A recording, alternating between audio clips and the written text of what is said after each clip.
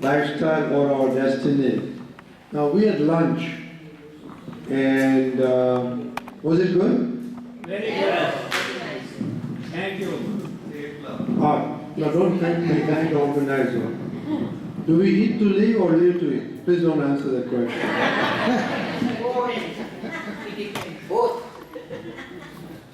We can discuss it with experts. Let's discuss about the merits and demerits of both. But does our happiness relate to what we eat? Don't answer the question again because I don't know the answer. So for that, we will have to depend on the next speaker, and that is Dr. Saroj Pal. She has her PhD in nutrition, so we'll figure it out in the question. And she from the Delhi University, and she has received several honors and awards for teaching, including the prestigious John McEwen Awards. She has written many,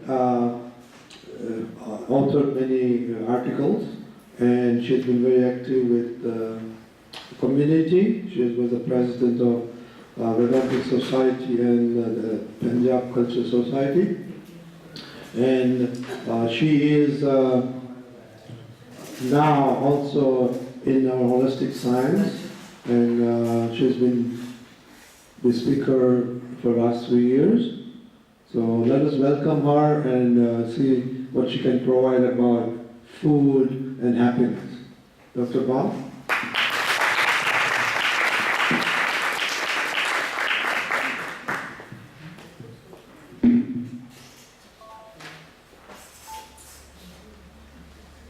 First of all, you all had a wonderful lunch, as you were just saying, and so you're happy, right? To some people, happiness is eating a cookies. To some people, it's going to Starbucks and having a frappuccino. I see my young students all the time. There's always a big line at Starbucks, and I'm looking at how they're looking at everything that's available, and it's like, oh, this is going to make me so happy. So every time there's a new product, more people pile up. I mean, to us, several of us, it's so temporary. But is it true? Is that happiness? You know that. You know better. And today, from the two holistic scientists here, you have heard about it. But what you will hear from me, while Rajnikant Bhai said food, but food is a small part of it, and food is determined by how we feel. So we are not going to talk about just that, but we're going to talk about it in, as you call it, holistic. Same way we have a term in health today, growing. I saw the word holistic being thrown around a lot today here, but even in science, the world of medicine, the word holistic is becoming a very powerful word. And it's also sometimes spelled as WHOLISTIC, which means very whole, complete.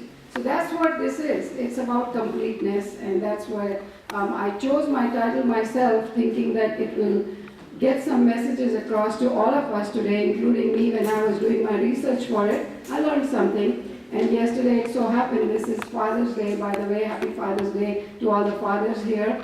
My son came home. He wanted to wish my husband happy Father's Day yesterday because he knew he was going to be here with me today. And so I told him I'm working on this presentation. And generally, he's a hotel owner, he's very busy with his business, but this topic must have intrigued him. And he says, okay, Mama, go ahead and email it to me, the presentation, and I will, after putting my notes and everything. But whenever I can influence some young people, and there's some of the people I met today, some told me they've been there all 3 years, and all 3 years I started to get involved in this 3 years back with Geeta Ben and Prakash Bhai's invitation, and they've been wonderful friends. They've actually had a life-changing experience on us, me and Vishwa, so we've learned a lot from them. So we all learn from each other. So my topic is happiness, a choice, lifestyle, or our destiny.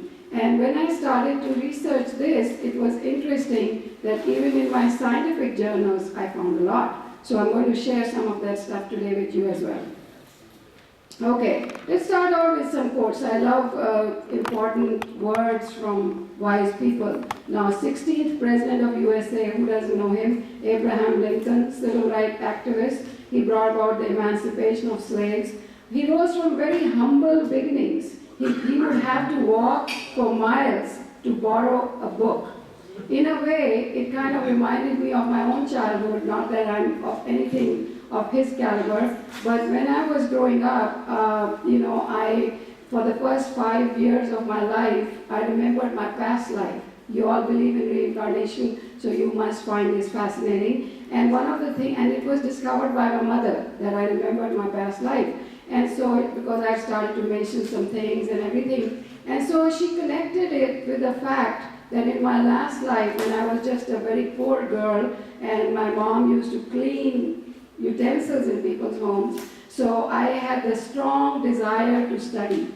That's what my mother sensed, that she has a strong desire to study. So it was she who actually inspired me to go and pursue the maximum I want to. And today, as she's almost breathing her last, I first want to pay homage to her because she's a teacher, retired teacher, and always a teacher. And I'm her daughter, teacher, and always a teacher. So there was Abraham Lincoln. He was making his small beginnings, but little did he know that he would have an impact on this whole world, right? So most folks, and this is his quote, most folks are usually about as happy as they make their minds to be. So is that a choice? Question mark. Because some people say, no, no, I'm just destined to be this way because I have so many problems, don't you see? I just have this that's not going right with me, and I don't think I have the right partner, I don't think I could even find a partner, I could get married, different reasons. So usually in a husband-wife situation, we always think other person can make us happy. I remember in my earlier years of my marriage, and my husband's right here, he has been a great power in my whole success in life, but it wasn't always easy. When we started our life together, we always used to imagine that he is making me unhappy, and he thought I'm making him unhappy. So who is really the person who is making you happy or unhappy? It's you, nobody else. And I think this was very well dealt with by today our two holistic scientists. I heard them very carefully, and I hope you did too. And you know that now onwards we can never blame anybody else for anything that goes wrong but ourselves. Not that blaming should lead to anger at ourselves either, because that's not good, but it's just how can we improve. So is happiness a destination? Can I say 2 minutes from now, 2 years from now, 5 years from now, I'll be very happy, but I can't be happy right now? No.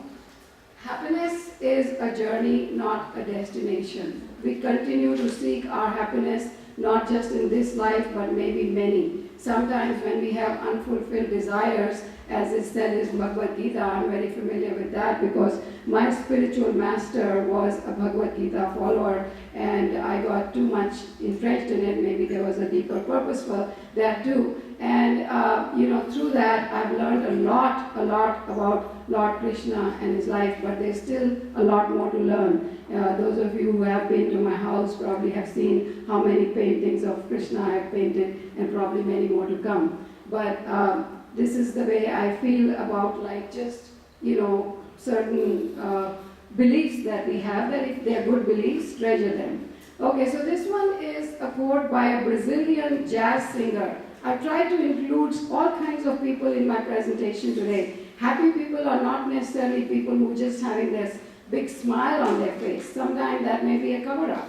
But are they truly happy within? And we'll get to the definition of happiness in a minute. But this is a singer, Luciana Souza, and she's a Brazilian jazz singer. She's nominated 6 times for a Grammy Award as the best jazz vocalist. So obviously singers, artists, they have to pursue a higher vocation, otherwise they couldn't get there. And look what she says. For a long time, it seemed to me that life was about to begin, real life. That's what we keep thinking. I'm about to start my journey on happiness. But there was always some obstacle in the way, something to be gotten through first, some unfinished business, time still to be served, a debt to be paid. At last it dawned on me that these obstacles were my life. This perspective has helped me to see there is no way to happiness. Happiness is the way. So treasure every moment you have, and remember that time waits for no one. I thought these were such profound words because we start thinking, okay, tomorrow I will be happy. People ask me, just like here I met some people I have not seen in a while, and they'll ask me, how are your children, such and such. And we have these artificial, arbitrary measures. Are your kids married? Is your son, whatever it is now, are you very happy there? Are we supposed to do that? No, that's their life. They are on their journey. Let them pursue it. We have no business judging our kids' lives either. We should just contribute to their happiness when we can. Like when my son saw this presentation, I said, son, I'll be very happy to email it to you. He says, good. And then I thought I'll email it to some other friends as well. So let's look at some other views. Okay, this is a renowned psychiatrist, and he has written a book called Happiness is a Lifestyle. So we started out with choice. Now I'm telling you, it's a lifestyle. And it's lifestyle that also includes nutrition. So when we talk about nutrition in isolation, like just food, people look at my credentials, LD, RD, registered dietitian, licensed dietitian. I get tired of that sometimes, and they only look at one aspect of me, and that's food. Well, food is one aspect of everything, not the other way around. So we cannot concentrate on just food. How we eat is also how we feel, right? So, okay, so this book, which is written by Frank Murnath, he's very committed to the Freudian ideas, and he has a clinic in Dallas, and he includes everything in his teaching or counseling of people, not just one aspect, which is what I need to make very, very clear. So, what is then happiness again? Another term. Some believe in destiny, some believe in fate, but I believe that happiness is something that we create. This is from a site that is full of quotations, so somebody wrote that. Next, I'd like to show you another opinion from a very, very old, ancient, I would say, obviously he's not living, scientist, but one who actually transformed all areas of knowledge as we know them today. And that's Aristotle. I mean, who doesn't know Aristotle's name? You talk to any preacher in this world today, and he will bring up, in India they call him Aristu. So I've heard Sudhanshu ji, and when I'm watching him, he'll say, Aristu ji ne aisa kaha. So I said, good, whatever name you give him. But Aristotle was the first one to classify areas of human knowledge into distinct areas such as mathematics, biology, and ethics. And still today, we follow this classification. So think how thinkers influence us. So we continue with some wisdom from the wise. Here's another person that we think was very wise. There was an English poet, William Shakespeare, playwright and actor. I mean, there's probably nobody in this room who hasn't heard of him. He was the greatest writer in English language. He was the world's preeminent dramatist. And he said, now today also we believe in stars. ग्रहों का खेल है जी, सुना है ना आपने? ग्रह हैं, मेरे ग्रह खराब चल रहे हैं. ओके, क्या करूं? ग्रह के लिए मैंने अंगूठी पहनी, ग्रह के लिए मैंने ये किया, सब कुछ, or everything we kept doing. But it is, he said that, a wise man from many, many years back, it is not in the stars to hold our destiny, but in ourselves. Totally agrees with what Swami Shaleshananji and Swami Vivekanandaji today talked about. So what is happiness? I thought I should also give you some definitions because a few years back I was at a lecture at MD Anderson. I have been appointed as one of their advisory members on some lectures they bring, and this was on happiness. So, I'm leading to it, but not quite yet. Before that, I want to again go to a definition of happiness by Aristotle. So for Aristotle, did you know that this word eudaimonia, which is a Greek word, is the same as happiness? So he was Greek, so he used a lot of Greek words. So this is translated to happiness or welfare. So he said, okay, what is it? It's the activity in which the soul functions in accord with excellence. That is, when we try to be the best we can ever be, we are happiness, in a state of happiness. But are we? Okay, let's see now what Dada Bhagwan has to say there. Okay, true lasting happiness is that which is free from misery at all times. That means no matter what your external situation is, you still choose to be happy. So right there is a choice. All circumstances are nothing but passing events of our life. The world is your own projection. Today morning you heard about it, I was there, and I hope that it's the same thing that I'm confirming. Okay, now comes this lecture that I attended in MD Anderson, and which is also more or less the same lines, some pearls of wisdom from these people. Matthew Ricard is a Buddhist monk. I met him personally. He doesn't look anything like a monk. He doesn't dress up like a monk. But he has written a book called Happiness, a Guide to Developing Life's Most Important Skill. And imagine this is happening in the scenario of MD Anderson, where people are suffering from cancer. We were a group of experts. Dr. Mendelssohn, the previous president of MD Anderson, who appointed me on this committee, was there. And this guy came and presented this lecture. And now, in his beliefs, he's Buddhist, but by birth he was a Christian. And so this is happening a lot, where we think that, okay, this religion, this path did not give me enough happiness, let me find some other. But Buddhist philosophy, and I've been watching Buddha, some of you probably have on Z television these days, they're kind of showing his, it's done by B.K. Modi, it's done very, very well, and it's presenting Buddhist philosophy in a very good way. I like it. So either way, no matter which one you watch, as Dr. Shailesh had said today morning, it doesn't matter which religion, the message is the same, right? It's just we who are sometimes confused and go about in different ways looking for the same truth. So what did he say? He says, happiness is not a series of pleasurable events, it is rather an optimal state of being. So a person may not look happy from the face. You may say, oh God, to bada udas lagta hai. No, the person may be quite okay. He just didn't seem to think that the necessity of putting a smile. Well, when I go to work, I'm in the school of dentistry, so everybody's smiling because that's their job. It's, that's their slogan. Give people a smile. They charge you for it. So I smile too. And they look at me and say, hey, Dr. Bahal, yeah, nice.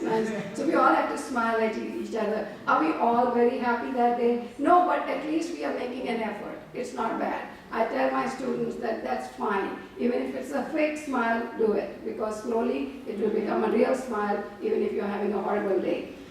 Okay, next comes a guy who I think everybody who has had education here, and I saw some young people today who've been here for 3 years, they will recognize this man called Abraham Maslow. I know when I was going through it with Rahul, my son, I said, son, did you know of Maslow? He said, oh, absolutely. Because Maslow made this pyramid which forms the hierarchy of needs. And if you look at it, from the lower needs, we go up to the higher need. When you ask a hungry person what do they need to make them happy, they'll say, give me a meal.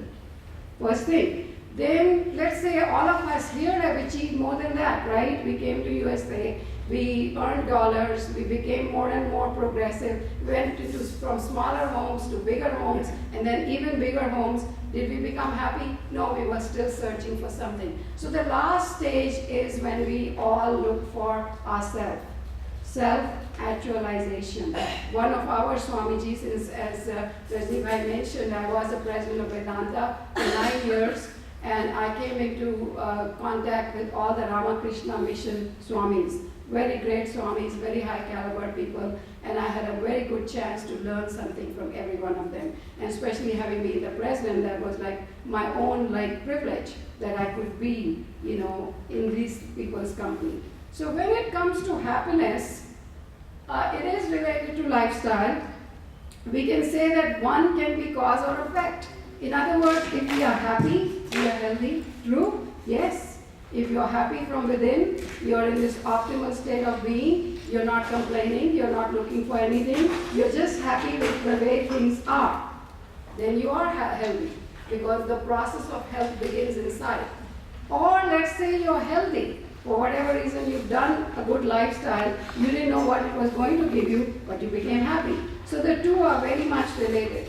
So in this context, now I want to share a book with you, and this is a book that I used for one of my CE courses. It's called Living to be 100. In fact, the course is ready, but somehow the CE in SOD, School of Dentistry, didn't make it, so I'm going to teach it maybe in some other place. It will be a series of lectures. But this is a book that is written by one of my teachers in a seminar, Michael Howard, and what he did is he showed many characteristics of a good lifestyle. And this is where you'll also hear about nutrition, because we seldom talk about just nutrition now. We always talk about what else is involved. So all these 16 lifestyle characteristics, I obviously cannot go through every one of them, but I want to just quickly mention the more popular ones, more well-known ones. Like for example, low blood sugar means that prevention of diabetes, always watching what you eat, healthy foods, wholesome foods, whole grain foods, whole fiber. It's like these are lectures on their own. But if you want to learn more, I'll give you a very easy name to remember and a site to go to. Everybody here uses the computer. Go to choosemyplate.gov. Just spelled exactly like that. Choose, CHOOSE, myplate.gov, G-O-V, government. The government site of food and nutrition. So you could go through this and kind of read some of this if I don't answer every question that you may have in your mind. Of course, towards the end we'll have some time also. But what I want to emphasize is everyone knows we should eat less, fewer calories, etc., keep our weight in control. But the vegetarian Mediterranean diet, because they have done some studies to show that in Mediterranean regions people are healthier. And what do they eat mostly is vegetarian almost, some fish in moderate quantities, because these are all countries across the Mediterranean basins. So this diet has become very popular today. You may have your doctors be telling you, follow the Mediterranean diet, and you're wondering what it is. I just recently wrote a paper, I hope it gets accepted in one of these journals that I've sent in. Okay, the next is take your vitamins, exercise regularly.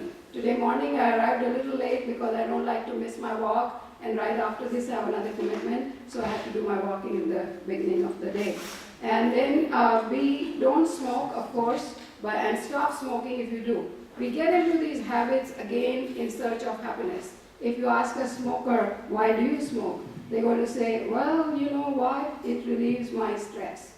That's what I've talked to many smokers. What alcohol? Anything. It makes me feel good. When I was the president of Punjabi Cultural Club, that was not my choice to be a president of, but I got drafted into it by some circumstances, and I found all these Punjabi men. Other than Vishwa here, I don't see any other Punjabi men today.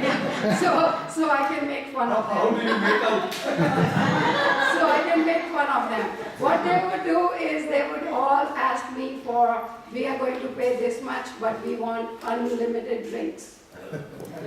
Whiskey, alcohol, and at the end of it, they would all be so drunk. Every meeting was followed by dinner, and they'd be all drunk. So why? You know, I used to ask them that question. आप किसी चीज से भाग रहे हैं? That's what it is. If you're running away from something, there was a friend there who I used to joke with a lot. What are you running away from? Come and tell me. It's always we are running away from something to hide under these garbs of even parties. When we go into large parties, small parties, we're actually looking to just spend some time. And we think that it's temporarily, it made us happy. So, yes, that's one of the things. Go get a regular and restful sleep. How many of us can get it? I mean, every night you sleep 7 to 8 hours without any interruption. As we get older, I can tell you it becomes more and more difficult. I'm sorry, I didn't change this. So this is where everything that's I'm speaking is actually in my PowerPoints. Okay, so restful sleep. Next is maintain healthy gums. Nobody thought gums have a relationship to happiness, right? But yes, they do. If you have poor teeth, it is going to interfere with many processes in the body, including give you a higher chance of diabetes. Did you know that gum disease and diabetes are related? Heart disease and gum disease are related because they all have the same underlying process of inflammation. Challenge your mind.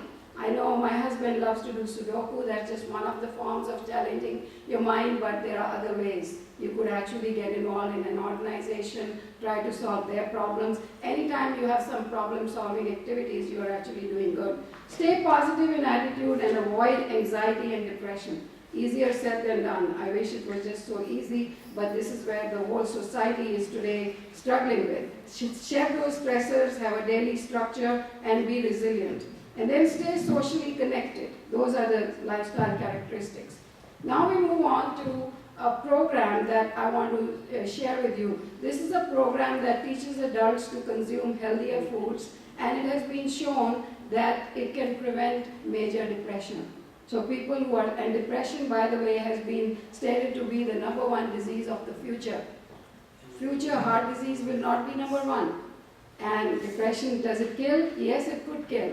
But it's not quite the way as heart disease where you have a heart attack and drop dead. No, in depression you are slowly not living, you're just becoming more and more vegetative and all that. So in this study, and this was very interesting, where if people can learn just to eat healthy, it gives them a sense of power. So if we put them in a course that I start teaching nutrition on a holistic basis every day, over that period they'll feel empowered and happier.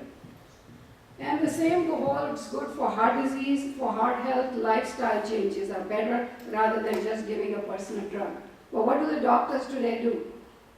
Give you a drug, give you a medication. This one's new. Drug companies are coming up with new and new drugs. After a while they tell you, oh, we are sorry, this drug had a lot of side effects. Sorry if you died of it. That's the way it is. Because I can tell you, I had myself a reflux disease for a while, and I went to my doctor, and he's a very well-known doctor from Baylor College of Medicine, and he gave me this medicine called Capodex. I don't know what the generic name is, but anyway, I started to take it and I started to feel worse. Everything was getting worse. So I didn't even tell him. Here the medicine was costing me $150 out of pocket, and yet it wasn't doing any good. Because it wasn't authorized that time. He was making me a guinea pig. But pretty soon I started to read my own books, and I found out that green tea and some other techniques may actually help me more. I started to do that, and I'm fine, and I don't take any medicine anymore. So yes, there is a possibility you can fix yourself with food alone. Okay, this is a site, and not too many people know it, but it's called Grubhub. You know about it?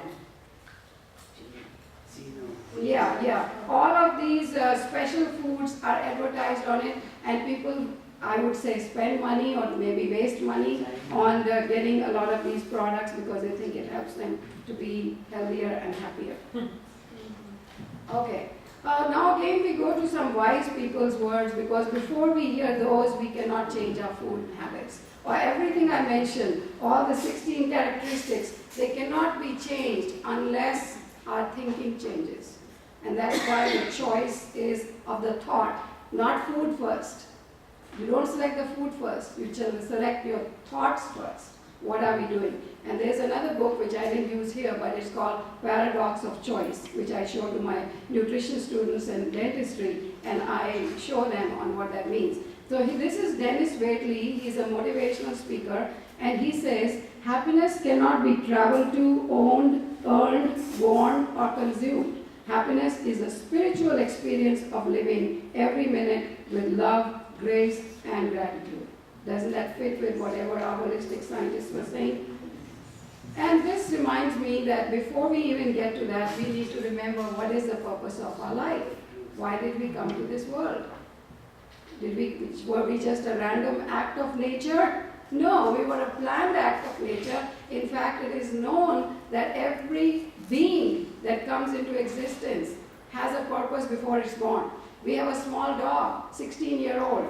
He's almost ready to go, but he's blind, he cannot hear, and the doctors keep telling us, his vets, that we should put him to sleep. But me and my husband are still wrestling with it because we feel like he had his purpose of life and he should also live it. So each one has a purpose, and we sometimes may not know it.